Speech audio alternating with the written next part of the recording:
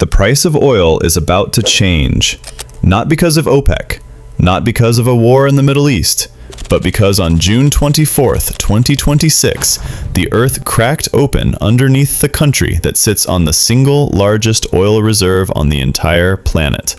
While the world is busy watching the rescue videos and the collapsed buildings, the people who actually control global energy markets are already making their moves, quietly, quickly, and very profitably.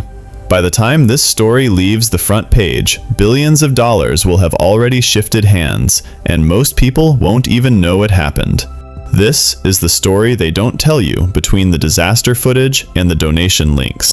Let's start with exactly what happened. On Wednesday evening, June 24th, 2026, a magnitude 7.2 earthquake struck near San Felipe in the western state of Yaracuy. Then, just 40 seconds later, before people even had time to process what was happening, a second, even more powerful 7.5 magnitude quake hit close to the nearby town of Yumare. These back-to-back earthquakes are among the most powerful to strike Venezuela in more than 125 years. Scientists say the two events were almost certainly connected. The first quake ruptured one fault segment and immediately transferred stress onto a neighboring fault, which collapsed seconds later like dominoes. Together, they sent shockwaves felt across Colombia and as far as Brazil's Amazon region, over 1,000 miles away. The immediate human toll is staggering. The acting president of Venezuela, Delcy Rodriguez, declared a state of emergency across the entire country within hours. The capital, Caracas, saw buildings collapse in its most densely populated neighborhoods. The coastal state of La Guaira was described by the government itself as a, quote, true tragedy, and declared a full disaster zone. Simon Bolivar International Airport in Caracas was shut down due to damage. Schools were suspended. At least 30 aftershocks have continued to rattle the country since the two main quakes struck. The United States Geological Survey has warned that the true death toll could be far higher than what is currently confirmed, because so many buildings across Venezuela are constructed from unreinforced brick and adobe, materials that simply disintegrate under this kind of force. The USGS has estimated that economic losses from this disaster will most likely fall between $10 billion and $100 billion. In the worst-case scenarios, total damage could erase up to 20% of Venezuela's entire annual GDP in a single night. Now here's where this stops being just a local tragedy and starts being a story that affects every single person watching this video. Venezuela holds the largest proven oil reserves of any nation on Earth. More than Saudi Arabia, more than Iran, more than Iraq. An almost incomprehensible amount of petroleum sitting beneath its land and coastal waters. But here's the brutal irony. Venezuela barely uses it anymore. Decades of economic mismanagement, hyperinflation, international sanctions, political chaos, and crumbling infrastructure have reduced Venezuela's oil production to a fraction of what it once was. At its peak in the late 1990s, Venezuela was pumping around 3 million barrels per day. Today, it exports somewhere around 800,000 barrels per day. And most of that goes to China, not to the United States or Europe.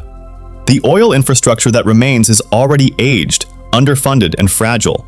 When two of the strongest earthquakes in over a century hit a country in this condition, the question isn't whether there will be additional damage to pipelines, refineries, and export facilities.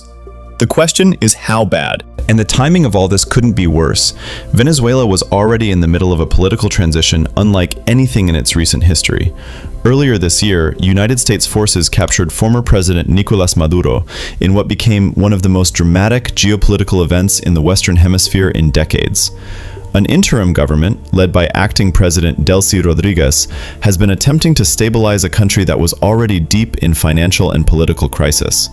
There were cautious signs of economic opening, conversations with the International Monetary Fund, tentative steps toward reconnecting Venezuela with the global economy.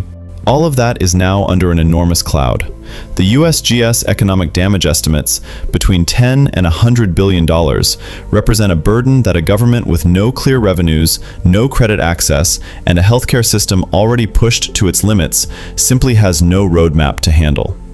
Within hours of the earthquake, Rodriguez announced that Venezuela would be coordinating with the United Nations to send rescuers and had requested an initial fund of $200 million from the International Monetary Fund just to begin recovery efforts. So what does this mean for global energy markets? In the short term, analysts are watching carefully, but have not yet hit the panic button. Venezuela's oil exports were already disrupted and rerouted before this earthquake, and global oil markets in 2026 are actually dealing with an oversupply situation, not a shortage, which means a temporary drop in Venezuelan output is unlikely to cause the kind of immediate price spike at the pump that past energy crises have triggered. But here's the longer game. Venezuela's oil fields were going to require tens of billions of dollars in investment over the coming years just to restore meaningful production capacity. That recovery timeline has now been pushed back significantly.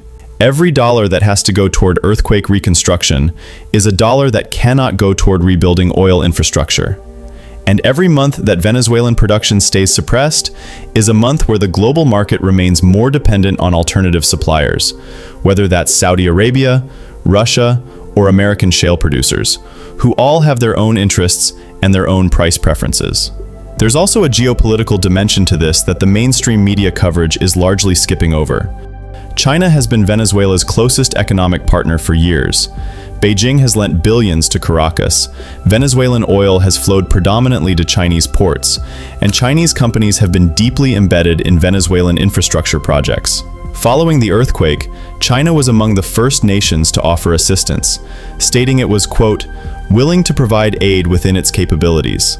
That's not just humanitarian generosity. China has a direct financial interest in keeping Venezuelan oil infrastructure functional. The United States, meanwhile, has its own complicated relationship with Venezuela post-Maduro, and has pledged to immediately deploy rescue teams and aid.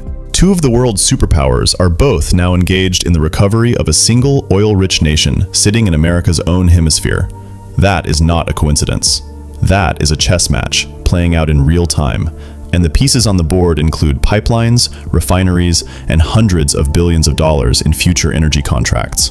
Here's the uncomfortable truth that sits underneath all of this. The earthquake didn't create Venezuela's vulnerability. Decades of misrule created it. When a country allows its infrastructure to decay because corruption drains the budgets that should have maintained it, when buildings are constructed without proper earthquake standards because oversight is weak and bribes are easier, when a nation with the world's largest oil reserves can't keep the lights on or pay its doctors, that is a system that has been hollowed out from the inside. Natural disasters don't discriminate, but they punish systems that were already failing far more severely than systems that were well maintained. The 7.5 magnitude earthquake that struck Venezuela on June 24, 2026, would have caused damage anywhere in the world. But the scale of what we are seeing, the collapsed buildings, the overwhelmed hospitals, the communication blackouts, the airports forced to close, that is the specific product of a country that was already at the edge before a single tremor ever hit. The aftershocks in Venezuela will continue for weeks. The rebuilding will take years, possibly decades. The political fallout will reshape alliances and energy contracts in ways we cannot fully predict from where we sit right now.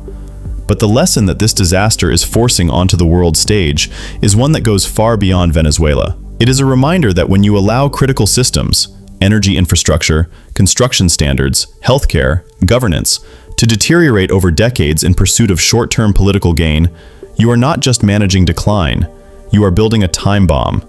And sooner or later, something shakes the ground beneath you, and the bomb goes off.